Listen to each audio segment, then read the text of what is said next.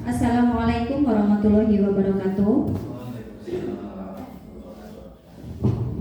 Alhamdulillahirabbil alamin wa bihi nasta'in ala umuri dunya waddin wa ala alihi wa sahbihi ajmain amma ba'du. Pertama-tama marilah kita panjatkan puja dan puji syukur kehadirat Allah Subhanahu wa taala yang mana pada kesempatan pagi hari ini kita masih bisa berkumpul di tempat yang insya Allah barokah ini. Sholawat teriring salam marilah kita limpahkan kepada baginda alam yakni Habibana wa Nabiyana Kanjeng Nabi Muhammad Sallallahu Alaihi Wasallam. Yang terhormat kepada Kepala Sekolah SMP Negeri 1 Waisulan yang pada kesempatan hari ini tidak bisa hadir. Yang terhormat kepada Dewan Guru beserta staf SMP Negeri 1 Waisulan yang saya hormati. Mari kita buka acara ini dengan membaca lafaz basmalah bersama-sama. Bismillahirrahmanirrahim. Untuk acara selanjutnya yaitu doa yang akan disampaikan atau akan dipimpin oleh Bapak Muslim. Kepada beliau disilakan.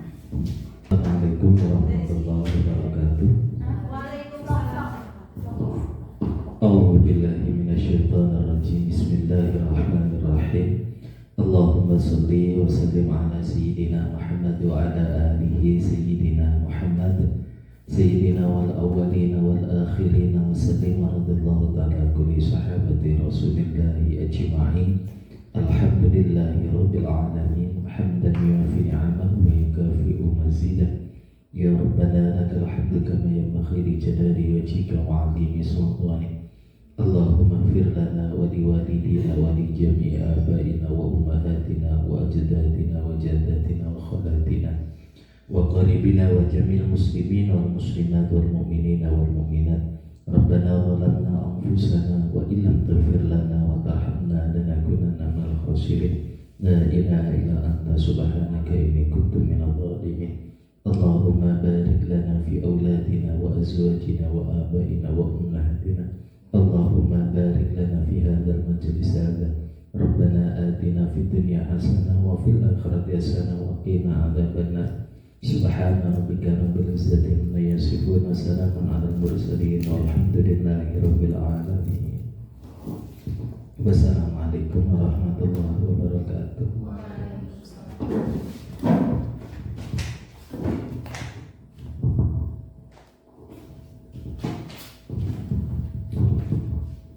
Untuk acara selanjutnya yaitu sambutan kepala sekolah yang pada hal ini akan diwakili oleh wakur kita yaitu Ibu Imro'atus Sholihah SPD. Kepada beliau disilakan.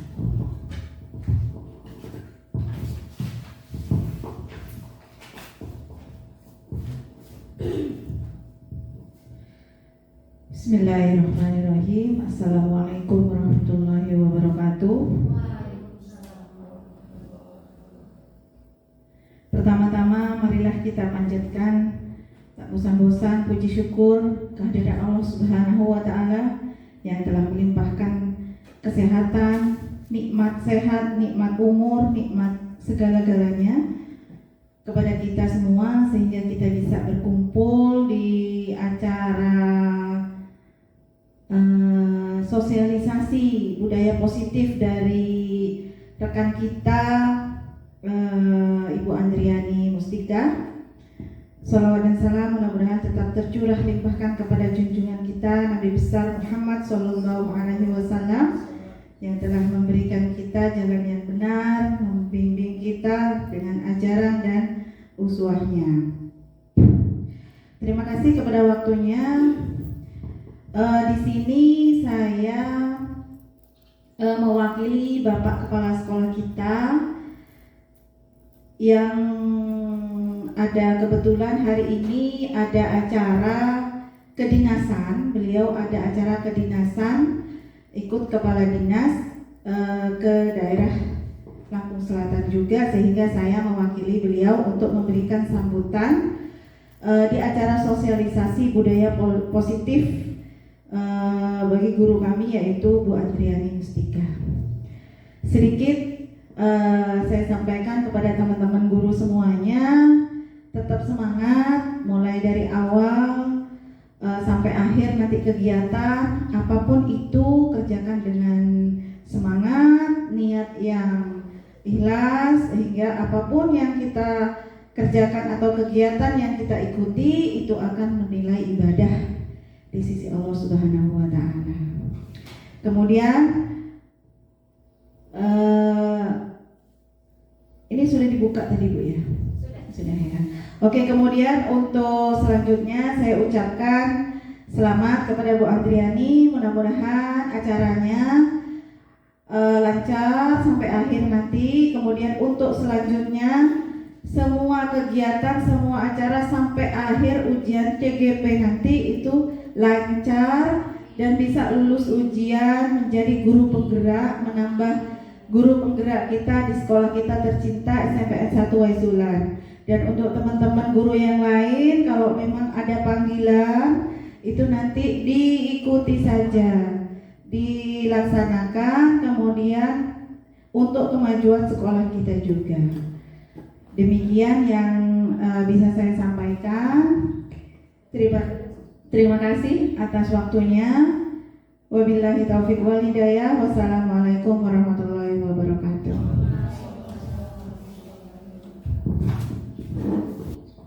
Oke, untuk acara selanjutnya yaitu penyampaian sosialisasi budaya positif yang akan disampaikan oleh Ibu Andriani Mustika SPD. Kepada beliau disilakan.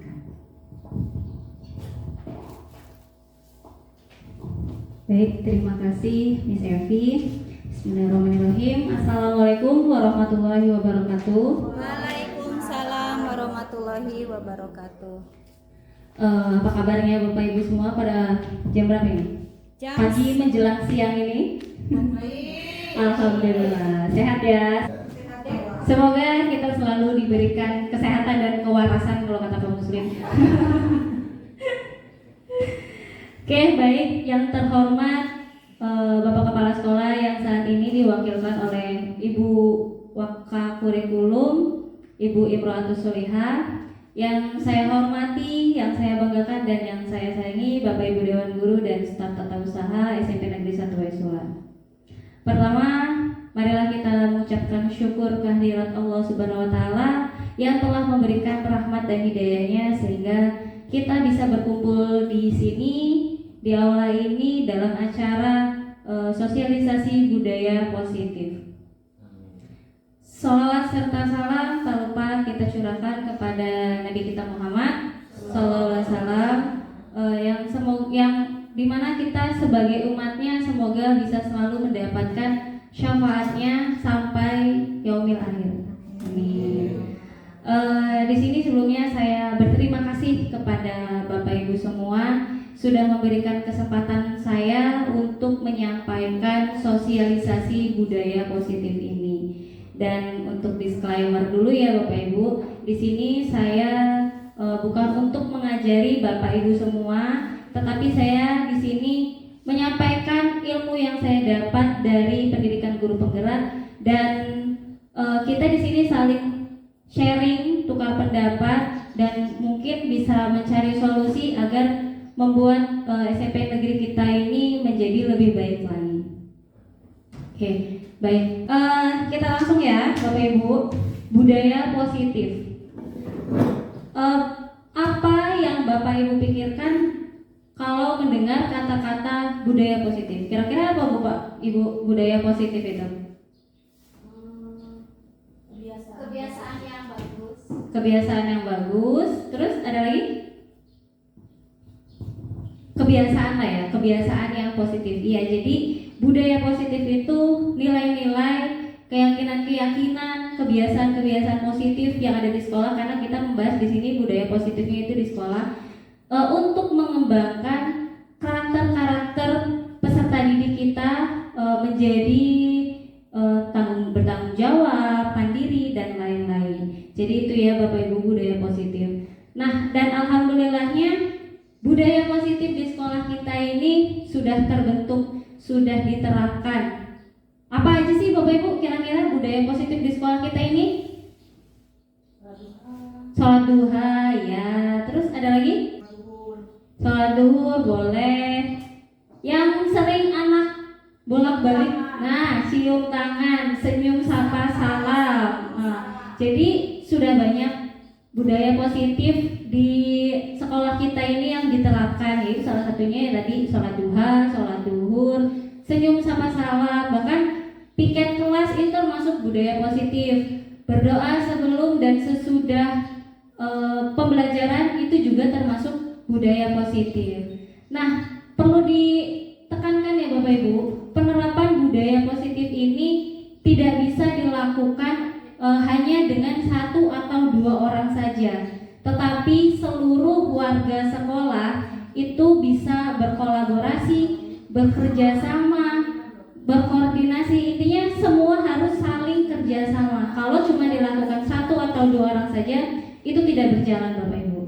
Semoga kedepannya kita bisa menerapkan budaya positif lainnya untuk lebih menjadi lebih baik lagi sekolah kita ini. Contohnya mungkin bisa membaca sebelum pembelajaran. Bisa, sekarang kan lagi terkenalnya, lagi trennya literasi itu.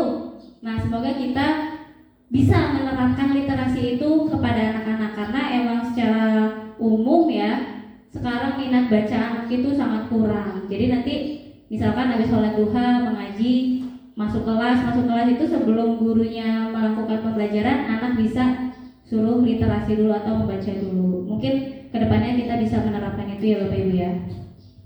Oke, selanjutnya perubahan paradigma teori kontrol. Nah, di sini saya punya kegiatan, judulan kegiatannya itu cobalah buka.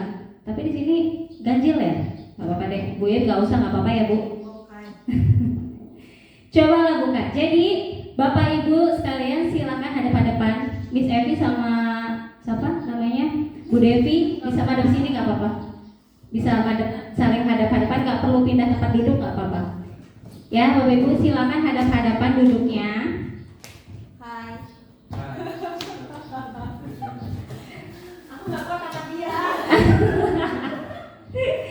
Ayo Pak Muslim dan Pak Imam hadap-hadapan. Nah, jadi di sini kegiatannya cobalah buka. Kan Bapak Ibu sekalian pilih salah satu dari kalian yang menggenggam tangannya. Siapa yang mau menggenggam tangan, siapa? Aku nggak kuat. Salah satu yang menggenggam tangannya. Boleh salah satu aja ya. Boleh dua-duanya, boleh satu aja, boleh dua-duanya, nggak apa-apa. Dua aja. Langsung mau coba. Dah, sudah ya Bapak Ibu. Yang menggenggam siapa? Imam. Oke. Nah, yang menggenggam ini kalian pikirkan bahwa yang kalian genggam ini sesuatu yang berharga. Tahu. Sesuatu yang berharga, nggak boleh dimiliki orang lain, pokoknya bahkan nggak boleh lihat, ya. Diisi uang 100 dulu. Ya kan itu pura-puranya. Nah, terus yang tidak menggenggam itu silahkan mau bagaimana caranya minta buka genggamannya. Terserah mau caranya bagaimanapun, itu kalian entah dibujuk, entah dirayu, diapain terserah. Bisa Bapak Ibu? Bisa? Bisa. Boleh dicoba? Boleh dicoba? Boleh. Yuk dicoba ya, coba ya. Boleh, ayo. Bukan tangannya. Oh, lihat ini ada tulisan apa? Iya, ini loh, ada potongannya. Enggak ada. Aku mau ngasih sesuatu. Jangan makan bakso, yuk. Jangan. Itu makan bakso. Enggak mau. Enggak boleh. Kenapa loh? Ya enggak boleh lah, ada rahasianya. Oke, tadi itu ada ininya loh. Ada sesuatu bisa. Apa dulu? Dipasrahkan kok Pak Imam ya sudah. Oh ya udah. Dia tidak bisa merayu aku. Merayu aku bisa. Gantian. Biasanya dia mau kasih bisnis. Enggak mau saya boleh baju. Kalau Pak Imam sudah menyerahkan tangannya, boleh Pak Muslim yang gantian mengepal, Pak Imam yang membujuk. Pak Imam bisa membujuk Pak Muslim untuk buka enggak ya Pak?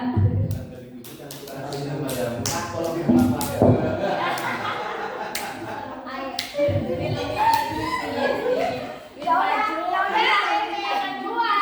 Soalnya ini nanti hitung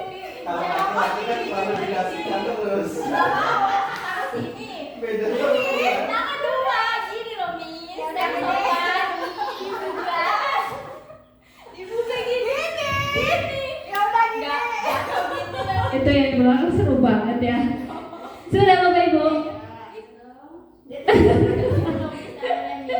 Saingannya kurang maut Mbak Fitri.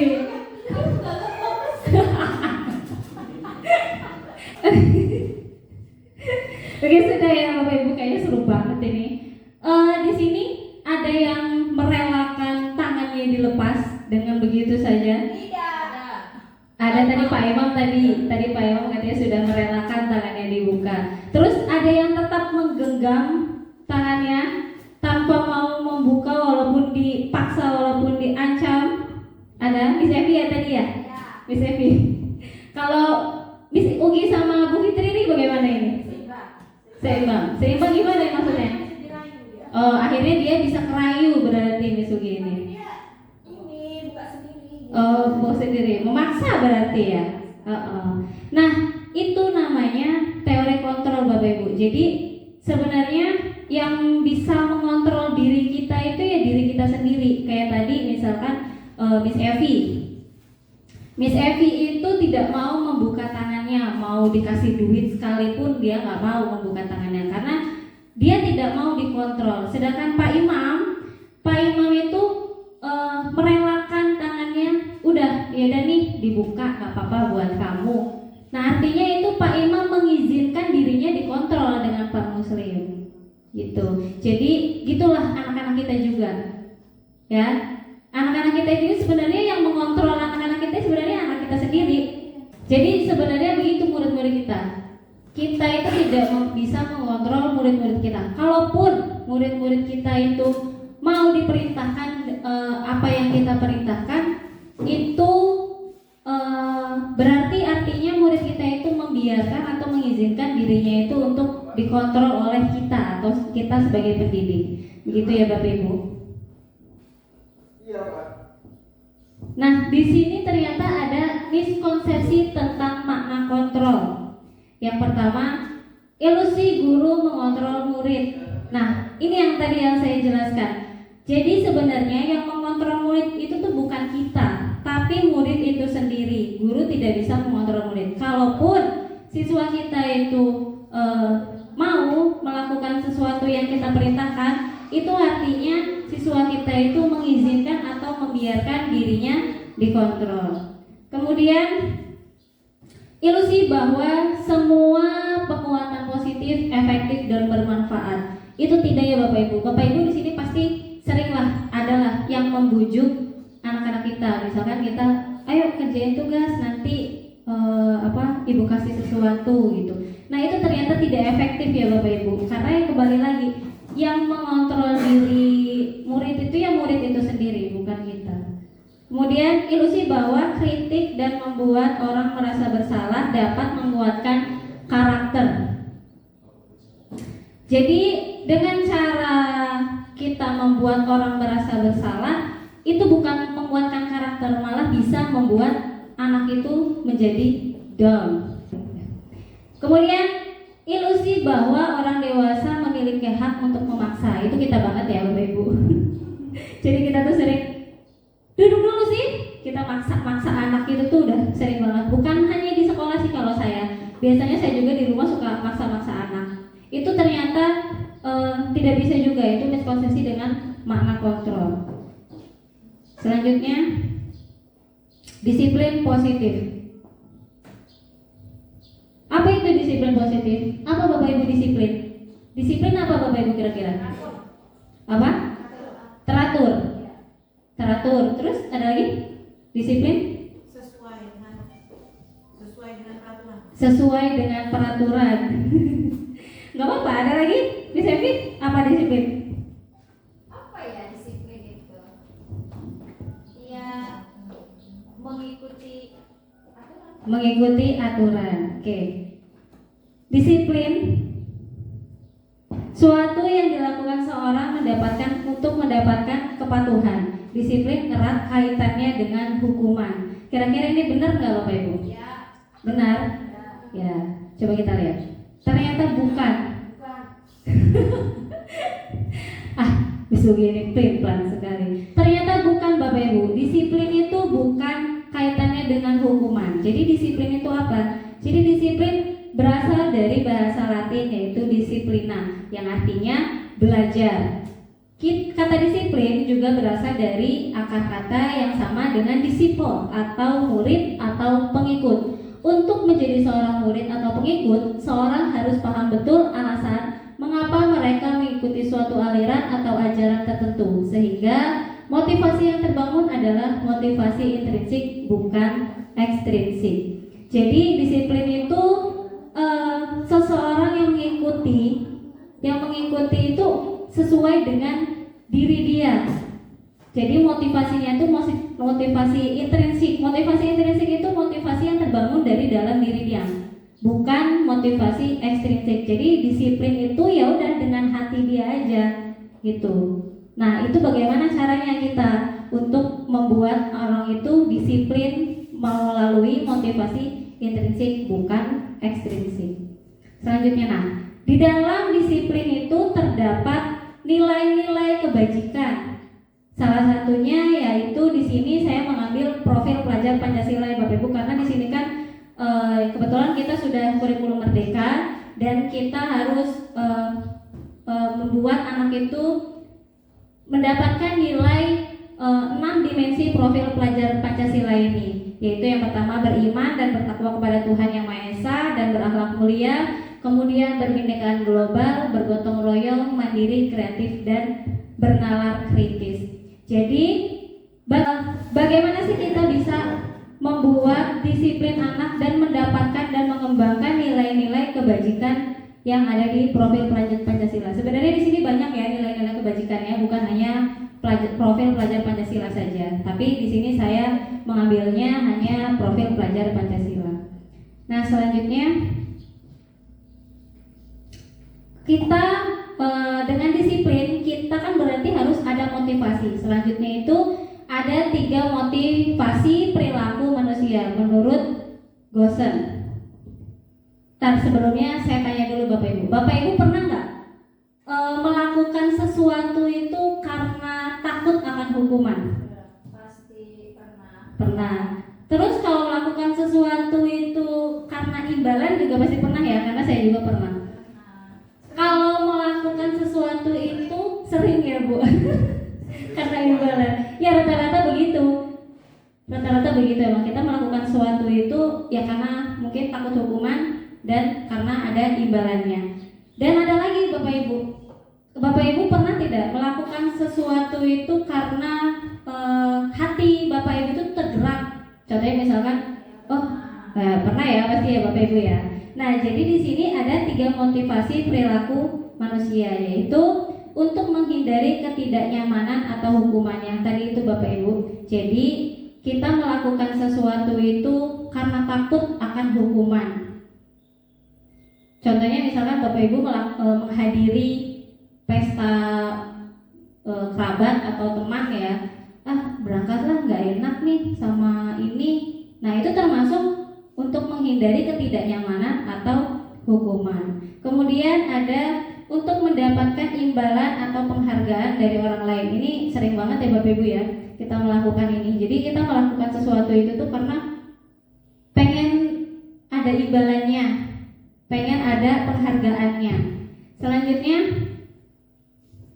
untuk menjadi orang yang mereka inginkan dan menghargai diri sendiri dengan nilai-nilai yang mereka percaya. Nah, ini yang Bapak Ibu yang harus dilakukan. Jadi motivasi yang bagus itu ya muncul dari diri kita, bukan dari yaitu tadi motivasi intrinsik, bukan motivasi ekstrinsik. Motivasi ekstrinsik itu ya melalui hukuman atau paksaan, terus kemudian melalui imbalan.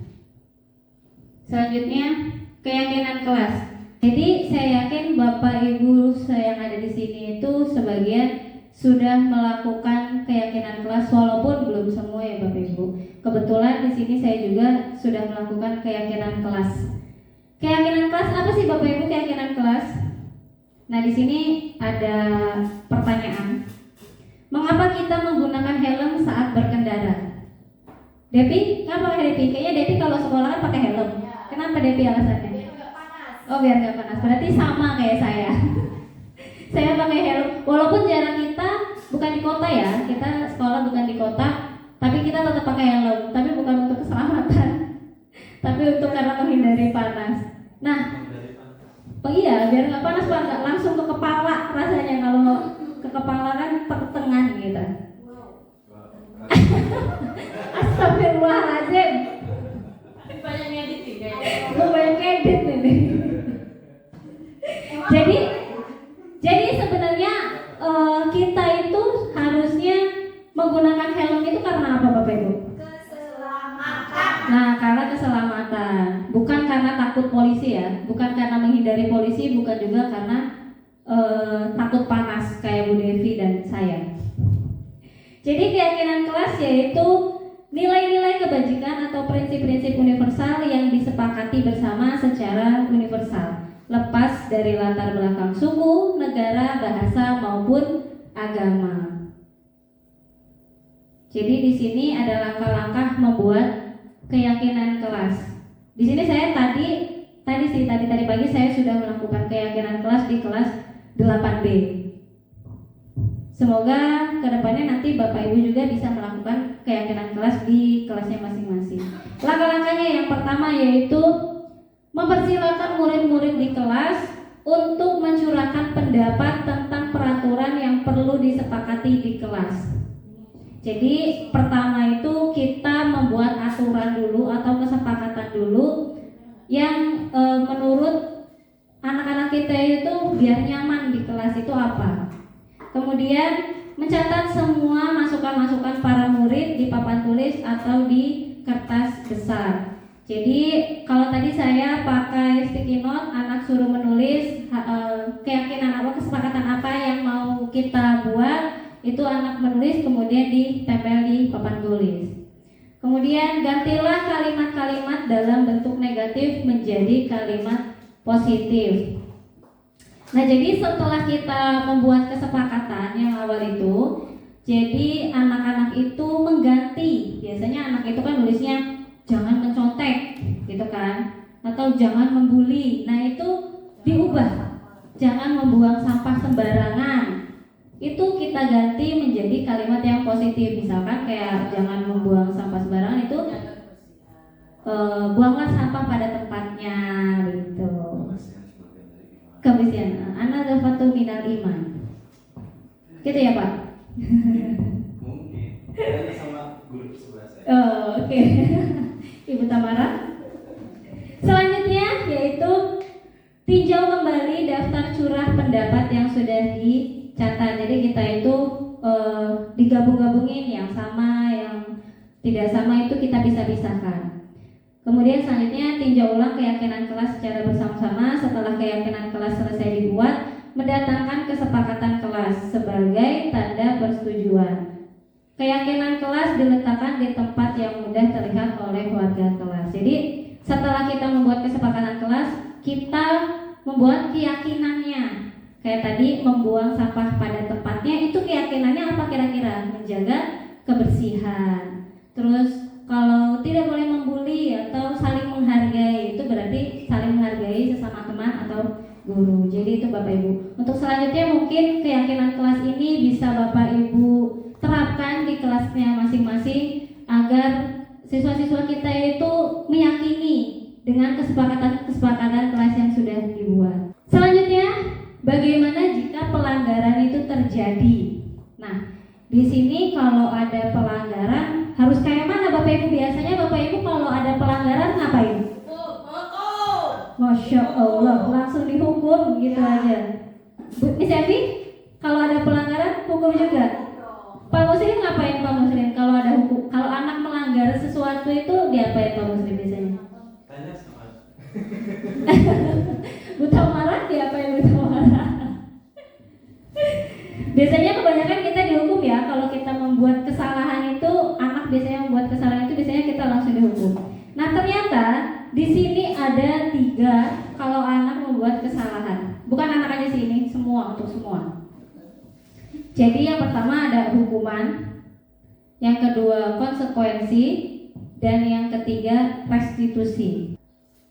Ya kayak hukuman kita udah tahu ya hukuman, konsekuensi juga. Kalau restitusi udah paham belum? Belum ya, nanti kita bahas ya. Jadi ada 3 ya, hukuman, konsekuensi, restitusi. Nah, di sini saya punya pernyataan. Nanti silakan Bapak Ibu teliti, amati, analisis. Ini termasuk hukuman atau konsekuensi, ya. Yang pertama, berjemur di lapangan basket pukul 12 siang karena mengobrol dengan teman. Ini termasuk hukuman atau konsekuensi? Hukuman. Udah jelas ya ini mah ya? Ya, benar, hukuman. Yang kedua belum. Yang kedua, menggantikan kertas tugas teman yang telah dicoret-coret. Konsekuensi. Sudah pintar-pintar sekali membedakan hukuman dan konsekuensi. Oh iya ya. Selanjutnya, lari mengelilingi lapangan basket 2 kali karena terlambat hadir di sekolah. Ayo. Lari mengelilingi lapangan basket 2 kali karena terlambat hadir di sekolah. Hukuman atau konsekuensi? Ini ada berbeda pendapat ini. Tadi yang pertama dan kedua masih sama, semua bisa. Kita lihat ya. Jeng, hukuman. Kemudian murid diminta untuk push up 15 kali karena tidak menggunakan dasi ke sekolah. Jelas ini Maya? Ya, hukuman. Selanjutnya, membersihkan tumpahan air di meja tulis karena tersenggol pada saat belajar. Ya, jelas ya. Enggak, kalau Mbak Pit biasa aja. Selanjutnya, murid diminta bertelanjang kaki sepanjang hari karena tidak menggunakan sepatu warna hitam sesuai peraturan sekolah. Hukuman atau konsekuensi? Ini juga masih rancu nih ya kalian. Diminta bertelanjang kaki sepanjang hari karena tidak menggunakan sepatu warna hitam. Konsekuensi. Berarti konsekuensi kalau sesuai peraturan sekolah. Berarti anak udah tahu itu. Iya. Hukuman. Kemudian duduk di bangku di pinggir lapangan basket. Nggak ada basketnya. Duduk di bangku di pinggir lapangan pada jam istirahat tidak diizinkan bermain oleh guru piket karena menciderai teman saat bermain di lapangan. Konsekuensi. Kalau ini konsekuensi. Selanjutnya, membersihkan coretan yang dibuatnya di meja. Membersihkan coretan yang dibuatnya di meja. Konsekuensi. Udah jelas. Jadi apa Bapak Ibu kira-kira perbedaan antara konsekuensi dan hukuman? Hukuman itu dilakukan ketika dia melakukan kesalahan. Kalau konsekuensi? Konsekuensi itu dia bertanggung jawab atas apa yang harusnya tidak dilakukan oleh dia. Ya, bisa begitu ya Bapak Ibu ya. Jadi di sini ada perbedaan hukuman dan konsekuensi. Yang hukuman sesuatu yang menyakitkan yang harus terjadi. Konsekuensi juga sesuatu yang harus terjadi. Tetapi kalau hukuman ini menyakitkan, misalkan kita kayak anak terlambat push up, itu kan menyakitkan. Bukan menyakitkan fisik saja ya, tapi menyakiti hati anak. Kalau konsekuensi, ya itu ya, misalkan anak terlambat, berarti konsekuensinya apa? Dia telat untuk mengikuti pelajaran. Nah itu konsekuensinya. Terus kemudian membuat anak sakit untuk jangka waktu lama. Kalau konsekuensi membuat anak merasa tidak nyaman dalam waktu jangka pendek. Kemudian anak membenci kedisiplinan. Jadi anak yang kena hukuman itu biasanya sebel sama disiplin itu jadi sebel. Terus kalau konsekuensi anak menghargai disiplin. Kalau hukuman itu paksaan. Kalau konsekuensi itu stimulus atau tanggapan. Jadi itu ya Bapak Ibu perbedaan hukuman dan konsekuensi. Selanjutnya dihukum oleh penghargaan. Wow, ternyata ini nih. Kita baru tahu ternyata penghargaan itu bisa sama dengan hukuman. Jadi di sini Alfikon itu membuat pernyataan bahwa saat kita berulang kali menjanjikan hadiah kepada anak-anak agar berperilaku bertanggung jawab atau kepada seorang murid agar mempelajari sesuatu yang baru atau kepada seorang karyawan agar melakukan kita sedang berasumsi bahwa mereka tidak dapat melakukannya atau mereka tidak akan memilih melakukannya. Jadi ya Bapak Ibu, kalau kita menjanjikan hadiah kepada siswa, itu artinya kita itu berpikiran bahwa sebenarnya anak itu nggak mau, tapi karena yaudahlah biar mau saya kasih hadiah aja. Jadi gitu Bapak Ibu.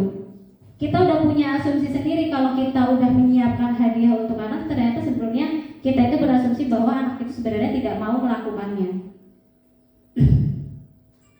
Nah, Alfikon juga mengemukakan beberapa pernyataan dari hasil pengamatannya selama ini tentang tindakan memberikan penghargaan yang nilainya sama dengan menghukum seseorang. Jadi sama saja penghargaan itu nilainya sama kayak menghukum seseorang. Ini bukan kata saya Bapak Ibu ya, ini kata Alfikon.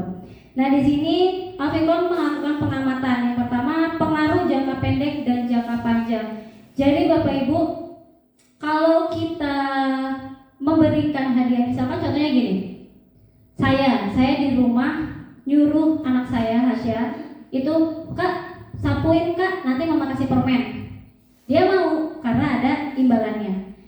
Ke hari kedua masih mau karena masih dikasih permen. Hari ketiga dan selanjutnya sampai seminggu. Setelah seminggu saya nggak ngasih uang, saya nggak ngasih permen, saya nggak ngasih penghargaan dengan Hasya.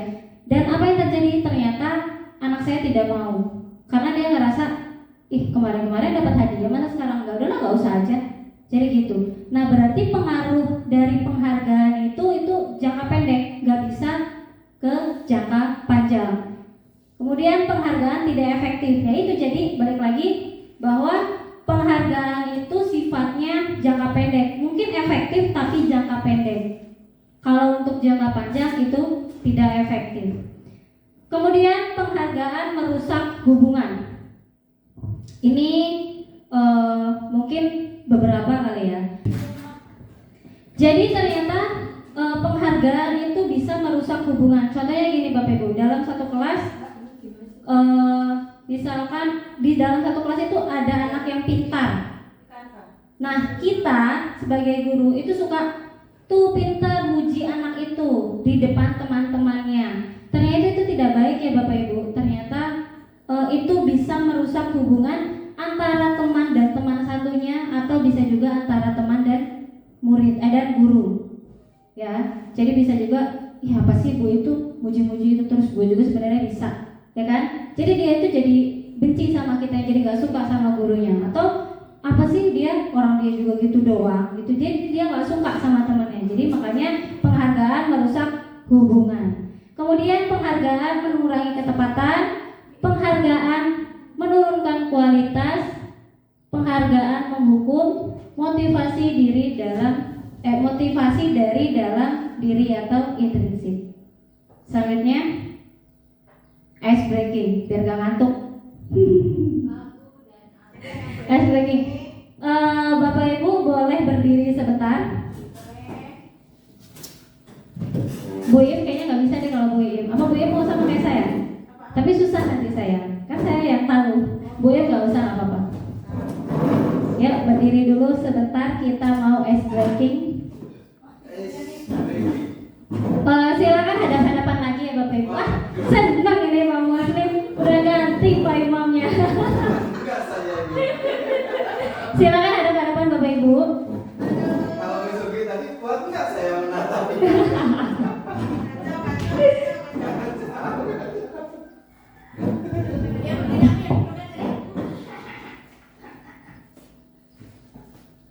Nggak berani saya lama-lama. Kemarin jangan baper ya. Biasa kok Muslimah. Semua dibegituin. Yuk. Sudah Bapak Ibu hadap-hadapan? Sudah. Belum saya. Dah, silakan hadap-hadapan Pak, bukan tatap-tatapan. Hadap-hadapan aja, bukan tatap-tatapan. Jadi permainannya Bapak Ibu, la ilaha illallah. Jadi permainannya Bapak Ibu, silakan tentukan dari masing-masing kalian mau pilih abu atau abi. Jadi ada yang abu, ada yang abi. Ibu apa? Jangan ibu dan abi ya. Kenapa Pak Muslim jadi ibu dan abi? Abi. Bahaya ini. Umi dan Abi adanya. Abu dan Abi. Sudah Bapak Ibu? Bu Devi sudah? Pak Muslim sudah? Sudah. Pak Muslim apa? Abi. Oh Abi. Bu Tamara? Umi. Boleh rayuannya Pak Muslim ini boleh banget. Oke, permainannya jadi nanti saat tangannya gini dulu, kayak berjabatan tapi tidak sampai. Tidak sampai. Tapi sama ya, jangan di ujung doang. Jangan di ujung doang. Nah, kayak Bu Devi tuh, Nah, jadi contoh. Nah, begitu. Tapi tidak nempel ya. Oke? Jadi ketika nanti saya bilang abu, yang abu itu nangkap tangan yang abi. Ya, kebalikannya kalau saya bilang abi, berarti yang abi tangkap tangan yang abu. Paham ya? Nangkap nggak pukul. Oke ya? Iya, kalau yang misalkan saya bilang abu, yang berarti yang abi gini atau menghindar, ini yang abi menghindar kalau saya bilang abu. Tapi kalau saya bilang abi, berarti abi yang nangkep, abu yang menghindar. Paham ya Bapak Ibu ya? Contoh, percobaan dulu, percobaan. Coba, siap tangannya berdekatan. Abi. Ayo, ingat tadi abu. Sama-sama nangkep jadi ketangkep dong. Bisa ya Bapak Ibu ya? Oke.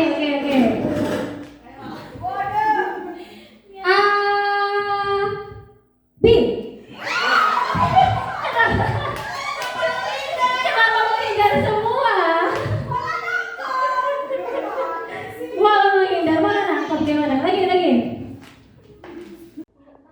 Ayo, yang abi mana, yang abu mana? Siapa ya? Bu.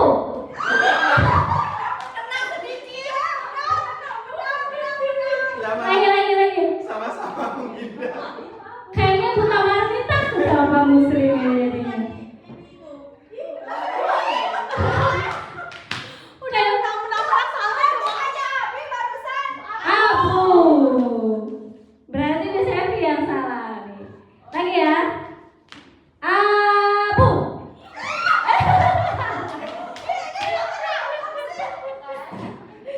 Miss Evi kalah terus nih. Ayo, yang abi mana, yang abu mana? Siapa ya? Bu.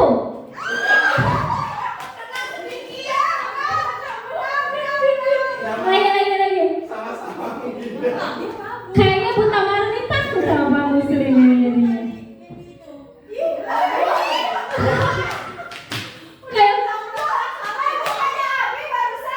Abu. Berarti Miss Evi yang salah nih. Lagi ya. Abu.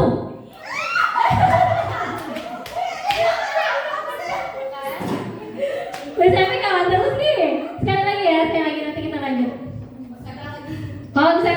Konsentrasi dimulai. Abi.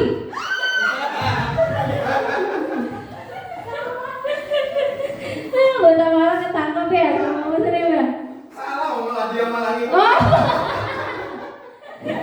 Bu Tamaranya lupa dia. Lupa kalau dia abu ternyata. Dia ingatnya Umi, jangan-jangan Pak. Iya. Atau Ibu ingatnya. Oke, kita lanjut ya, biar gak ngantuk sedikit. Apa mau lanjut ice breaking lagi? Waduh, nanti setelah ini ya. Iya, semua senang, kayaknya happy aja kalau ice breaking ya. Oke, selanjutnya kebutuhan dasar manusia. Jadi Bapak Ibu, ternyata ada 5 kebutuhan dasar manusia yang harus dipenuhi. Yang pertama yaitu bertahan hidup, kemudian kasih sayang dan rasa diterima, penguasaan, kesenangan dan kebebasan. Bisa. Oke, selanjutnya Nah, di sini saya punya kasus. Nanti silakan Bapak Ibu amati analisis ya.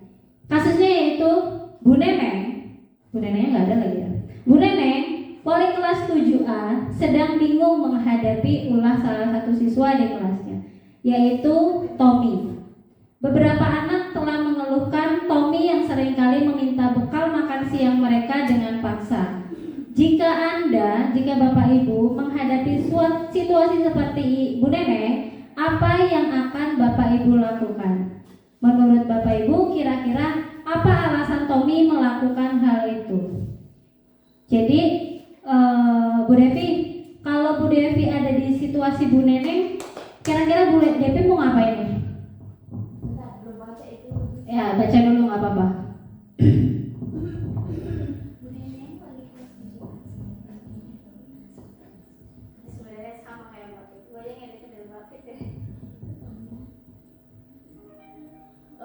Menanyakan kepada Tommy. Menanyakan kepada Tommy, nanyain apa? Sebabnya kenapa Tommy Mengambil bekal makan siang. Nah, jadi menanyakan ke Tommy terlebih dahulu ya Bu Devi ya. Alasannya apa gitu. Yang lain apa? Kalau ada di situasi Bu Neneng, apa yang dilakukan? mencari tahu dulu permasalahannya sama si Oh, berarti bisa. Terus kalau alasan Tommy itu kira-kira apa? Kira-kira kalau Tommy itu melakukan itu alasannya apa kira-kira?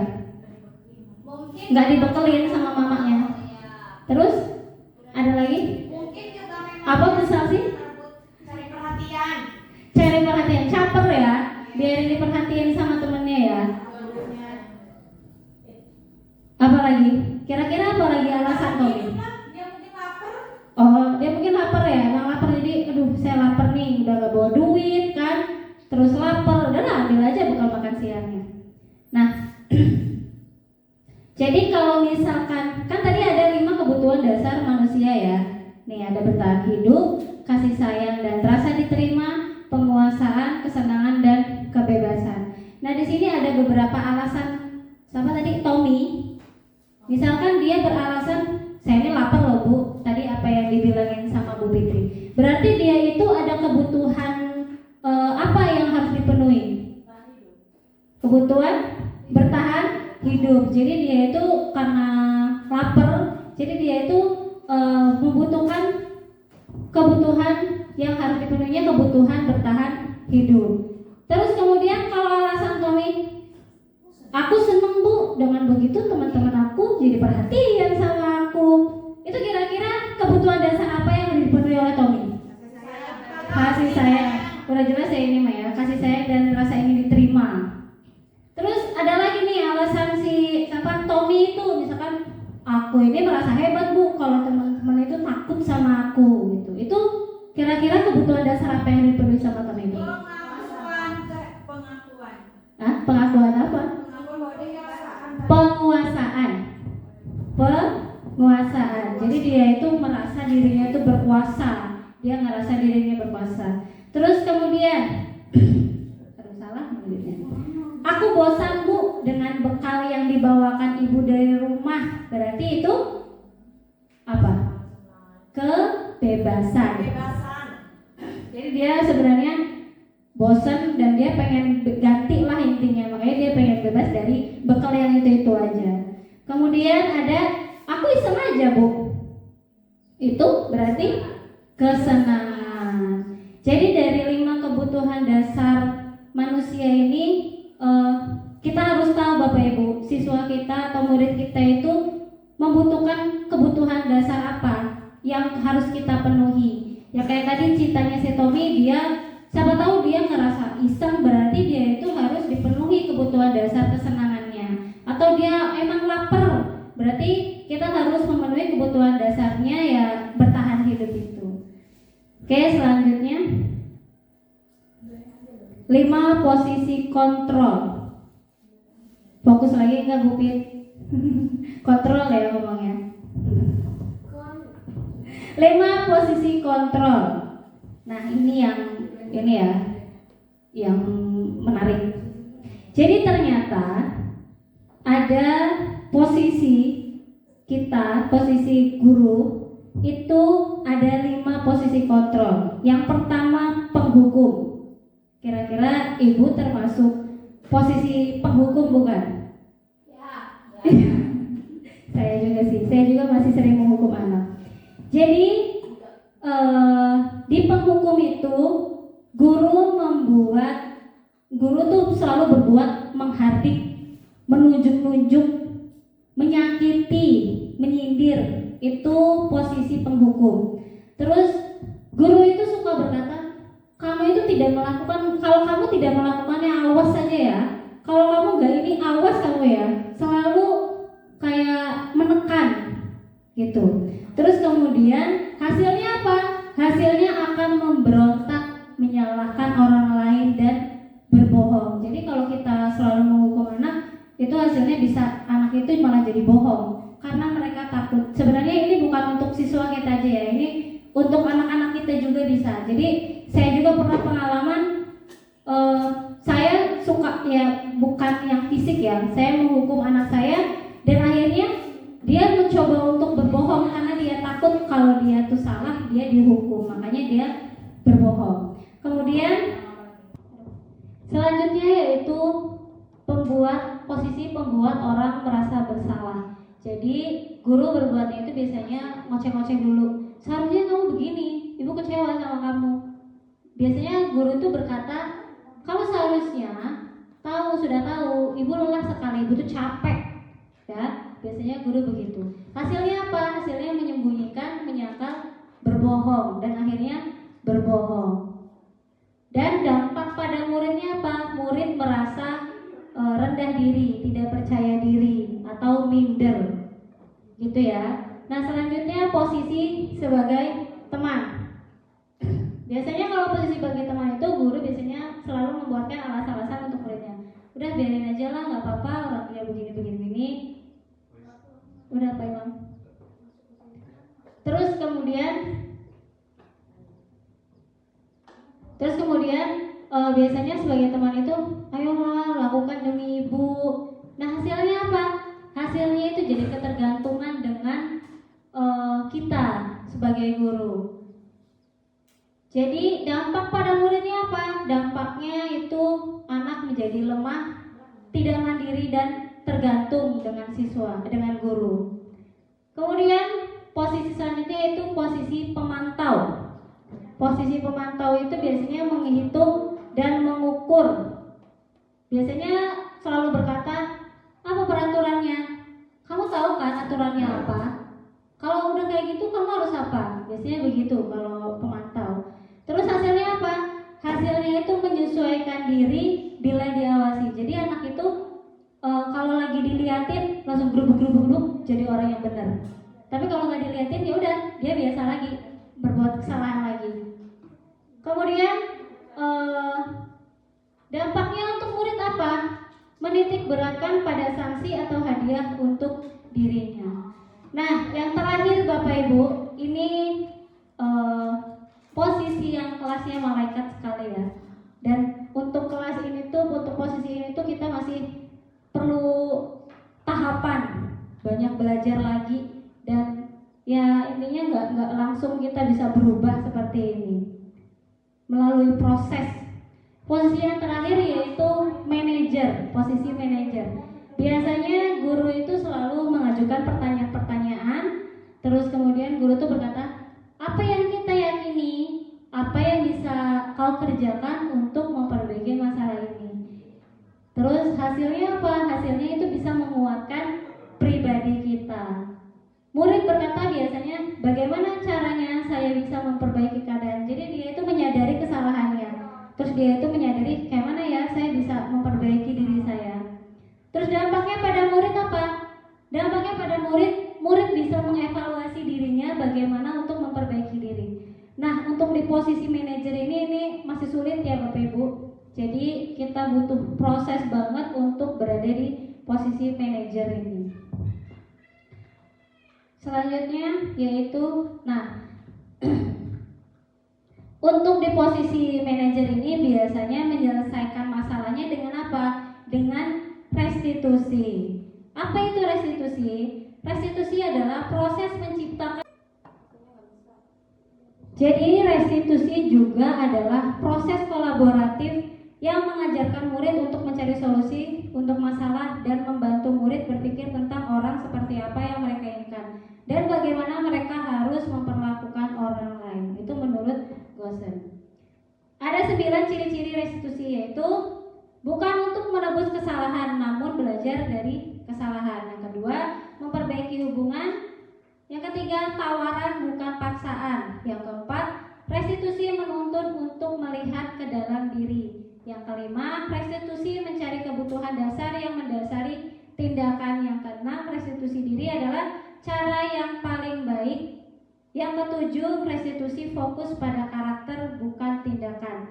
Yang kedelapan, restitusi fokus pada solusi. Dan yang kesembilan, restitusi mengembalikan murid yang berbuat salah pada kelompoknya. Jadi itu ciri-ciri restitusi. Nah, bagaimana langkah-langkah untuk kita merestitusi siswa?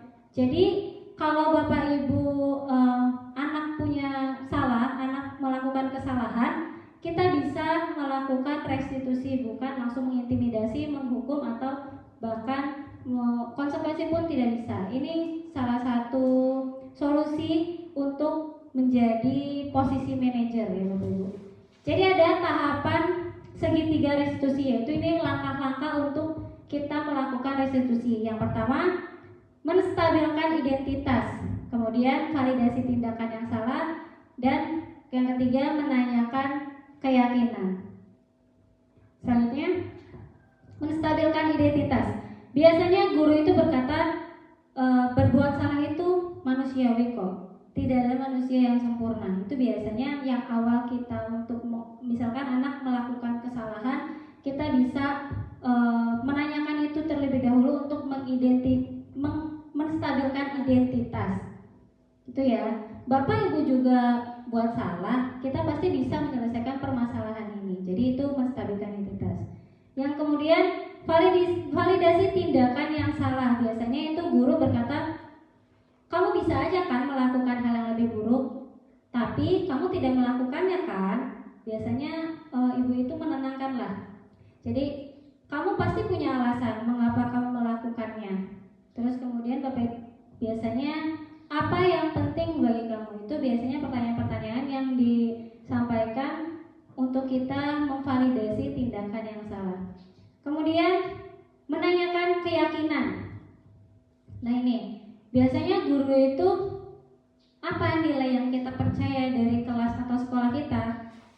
Kelas yang ideal itu seperti apa sih? Biasanya guru itu selalu menanyakan keyakinan apa yang sudah kita buat itu tuh sesuai enggak dengan apa yang mereka perbuat. Begitu biasanya. Di sini saya punya video yang saya lakukan kepada anak dengan untuk merestitusi anak. Assalamualaikum Bu. Waalaikumsalam. Isma, tadi Ibu dengar laporan dari ketua kelas, katanya kamu habis bertengkar ya dengan Alfa. Iya Bu, habis kesel sih. Kenapa keselnya? Alfa terus-menerus mencontek hasil pekerjaan saya Bu, bukan nge-TF, juga selalu dicontek. Oh begitu. Ya wajar sih kalau kamu marah dan kesal. Tapi kalau ibu ada di posisi kamu, ibu juga pasti akan berbuat hal yang sama. Iya Bu. Lalu apa yang kamu lakukan terhadap Alfa? Saya malam-malam Bu, saya waktu masuk Alfa pada saya memberikannya Bu. Oh begitu. Pasti kamu berbuat seperti itu karena alasannya ya? Ya Bu, masa saya diam saja? Saya kan sudah susah payah menjadi soal, tapi Alfa hanya mencontek, tidak mau berusaha sendiri. Ya wajar lah kalau kamu merasa marah karena tidak rela pekerjaan mencontek begitu saja ya Alfa. Ibu sangat menghargai tindakan kamu yang sudah berbuat lebih buruk daripada itu, misalnya memukul. Sekarang coba kita pikirkan, tindakan kamu marah sampai menggebrak meja, apa sesuai dengan keyakinan kelas kita? Tidak Bu. Menurut kamu keyakinan kelas apa yang sudah kamu langgar? Saling menghormati antar teman Bu. Ya betul. Menurut kamu saling menghormati antar teman itu penting tidak untuk kamu? Penting Bu. Baik. Kalau menurut kamu itu penting, jadi keyakinan apa yang harus kamu lakukan pada saat kamu sedang marah? Harus lebih sabar, Bu. Kamu bersedia memperbaiki masalah ini? Bersedia, Bu. Oke, apa yang akan kamu lakukan untuk memperbaiki masalah ini? Saya harus lebih bersabar dan menahan amarah saya. Kalau ada teman yang mencontek, saya akan melapor kepada guru mata pelajaran atau itu saya, Bu. Ya, tepat sekali tindakan kamu, Isma. Tetap semangat ya. Sekarang silakan kembali ke kelas. Terima kasih, Bu. Ya, sama-sama. Nah, itu adalah contoh kita merestitusi. Langkah-langkahnya tadi sudah jelas ya. Di situ ada menstabilkan identitas, validasi tindakan yang salah, dan kemudian menanyakan keyakinan kelas. Alhamdulillah, selesai sudah. Jadi itulah pemaparan budaya positif yang saya sampaikan sampai sini. Apakah ada Bapak Ibu yang ingin bertanya? Saya persilahkan. Cukup ya Bapak Ibu? Cukup. Oke, untuk mengakhiri, sebelum mengakhiri nih ya, sebelum mengakhiri acara ini, saya minta refleksinya dong. Bu Fitri bisa refleksi kegiatan hari ini? Boleh, oke.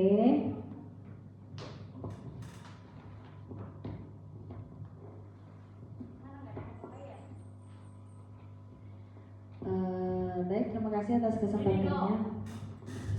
Terima kasih atas kesempatannya yang diberikan kepada saya. Saya akan mencoba untuk merefleksi kegiatan dari sosialisasi budaya positif hari ini yang telah Ibu Andri lakukan. Yang pertama, yang pasti kegiatan ini sangat bermanfaat ya, karena ternyata selama ini tuh kita salah, bukan kita lah, saya salah dalam memberikan pelajaran kepada anak gitu. Yang tadinya itu saya pasti menghukum ya, sesekali menghukum, sesekali jadi pemantau, sesekali jadi teman, sesekali juga jadi orang yang ini merasa bersalah gitu, membuat merasa bersalah gitu. Ternyata selama ini itu salah. Terlebih lagi di rumah sih. Selain di sekolah juga saya merasa mawas diri di rumah dengan anak saya juga begitu gitu. Dan mudah-mudahan setelah kita mendengarkan pemaparan dari Bu Andri, kita sudah tahu mana yang baik, harusnya kita tuh seperti apa. Ya mudah-mudahan menjadi lebih baik, dan saya yakin itu tidak bisa dilakukan mungkin hari ini kita dapat materi, tahu-tahu besok kita bisa berubah, enggak. Sama aja Bu Andri juga pasti punya ilmu ini, nggak mungkin juga Bu Andri dapat ilmu kita disosialisasikan dan pasti bisa berubah, itu nggak mungkin. Dan itu ini nih berkesinambungan gitu, bertahap. Kita terus belajar untuk bisa memberikan yang terbaik untuk siswa kita, untuk anak didik kita, seperti apa yang diharapkan sesuai dengan visi misi sekolah, visi misi negara kita untuk mencerdaskan kehidupan bangsa. Mungkin itu. Terima kasih. Beri tepuk tangan dulu untuk Bu Fitri ya. Terima kasih Bu Fitri sudah merefleksikan pada acara sosialisasi budaya positif ini. Semoga apa yang sudah saya sampaikan pada hari ini itu bisa bermanfaat untuk kita semua dan bisa untuk menjadikan sekolah kita lebih baik lagi. Amin. Selanjutnya demikianlah pemaparan saya, demikianlah sosialisasi yang saya sampaikan. Saya Eri, wassalamualaikum warahmatullahi wabarakatuh. Saya kembalikan lagi ke moderator.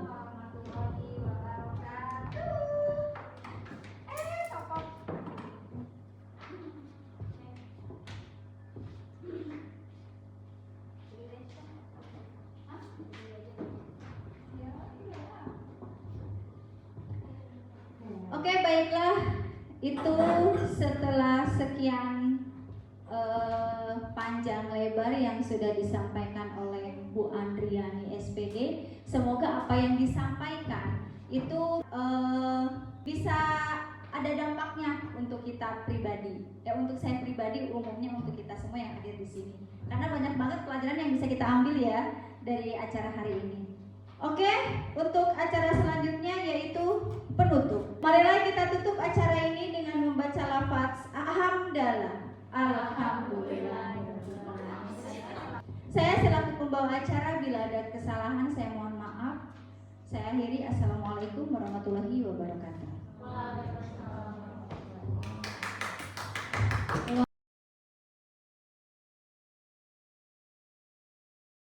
Baik, assalamualaikum warahmatullahi wabarakatuh.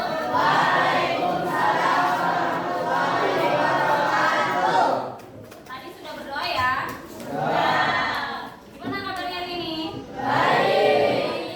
Nah, oke, hari ini kita akan membuat keyakinan kelas. Apa sih keyakinan kelas? Itu ada yang tahu? Gak ada? Kira-kira apa menurut kalian keyakinan kelas itu kira-kira menurut kalian itu apa? Kesepakatan kelas dan keyakinan kelas itu kira-kira sama nggak? Beda. Apa bedanya? Kesepakatan itu kalau keyakinan jadi kalau kesepakatan dan keyakinan kelas itu berbeda. Kalau kesepakatan itu atau peraturan ya, lebih ke peraturan itu sesuatu yang sudah ibu tentukan. Nah, kalau keyakinan itu sesuatu yang kita sepakati bersama-sama dan kalian yakini bahwa kalian akan melakukan kesepakatan itu. Jadi keyakinan kelas ini memiliki nilai-nilai yang kalian yakini nanti. Itu ya. Nah, sekarang sebelum kita membuat keyakinan kelas, kita akan membuat peraturan-peraturan kelas terlebih dahulu atau kesepakatan kelas terlebih dahulu. Jadi nanti kalian membayangkan apa? Kalian itu pengen kelas itu, kalau kalian di kelas itu ngerasa nyaman itu apa? Dengan cara apa? Misalkan saya nyaman di kelas kalau tidak ada yang mencontek. Berarti peraturannya dilarang mencontek atau tidak boleh mencontek. Nanti bisa kalian tuangkan di sticky note. Nanti Bu akan bagi.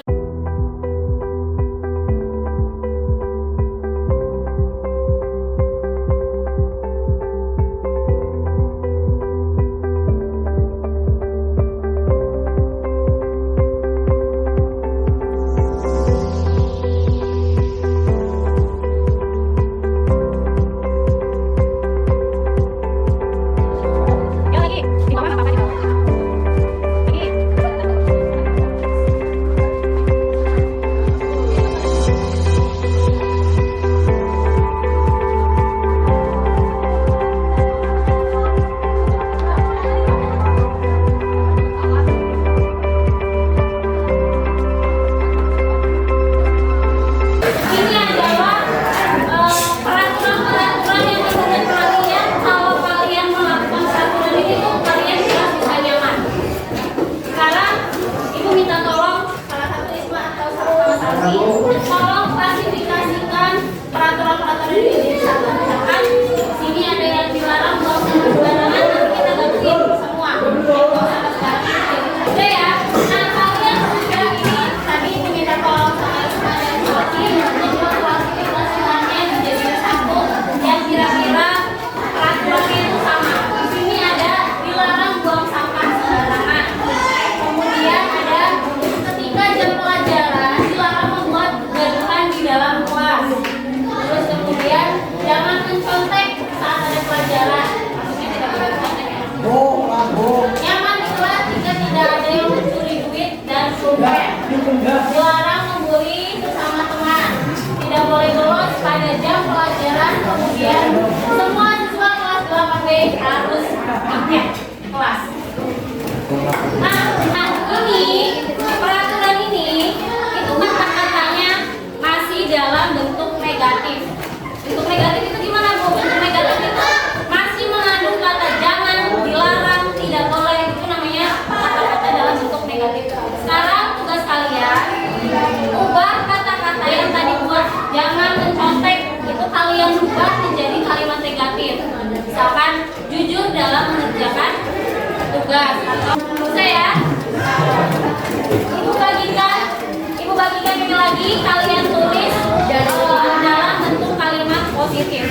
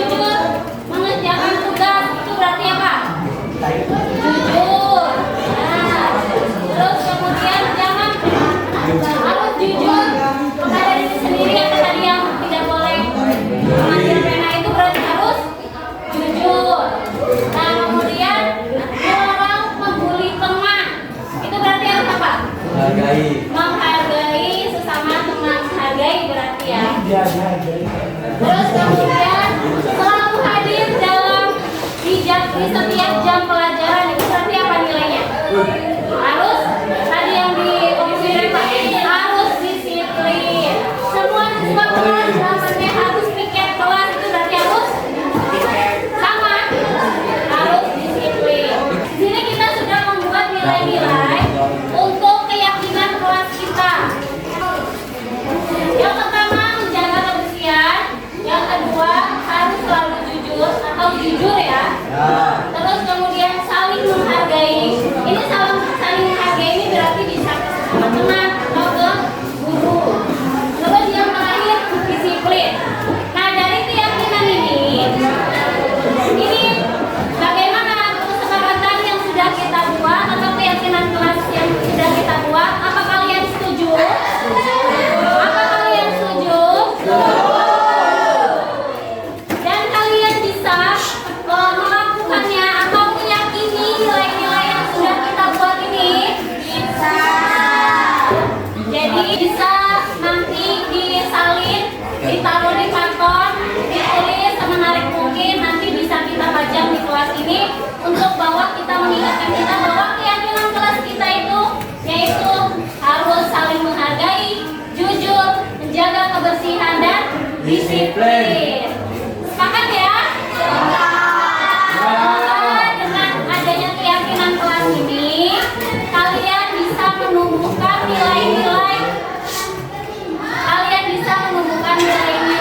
yang sudah kalian yakini dari dalam diri kalian untuk melakukan keyakinan-keyakinan yang sudah kalian buat. Itu ya? Nah, nanti Ibu minta tolong ketua kelas ya, tolong dibuat karton biar dipajang di dalam kelas ini bahwa keyakinan kelas kita itu adalah ini. Paham ya? Oke, selesai sudah membuat keyakinan kelas. Ibu Airi, assalamualaikum warahmatullahi wabarakatuh.